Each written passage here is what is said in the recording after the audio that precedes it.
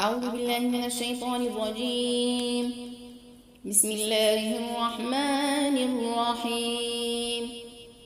يا أيها الذين آمنوا لا تدخلوا بيوتا غير بيوتكم حتى تستأنسوا وتسلموا على أهلها، ذلكم خير لكم لعلكم تذكرون.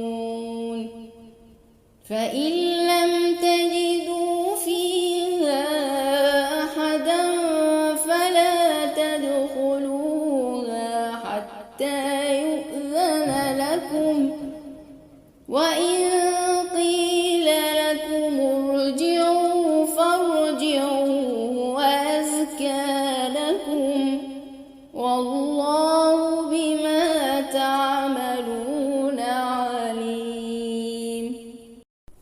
سبب نزول هذه الآيات أن امرأة من الأنصار جاءت إلى رسول الله صلى الله عليه وسلم فقالت: يا رسول الله، إني أكون في بيتي على حال لا أحب أن يراني عليها أحد، وأنه لا يزال يدخل علي رجل من أهلي وأنا على تلك الحال، فكيف أصنع؟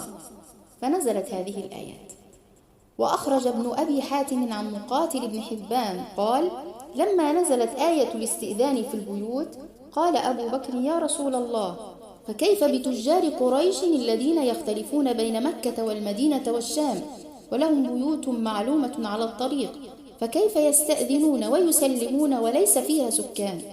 فنزلت: ليس عليكم جناح أن تدخلوا بيوتا غير مسكونة فيها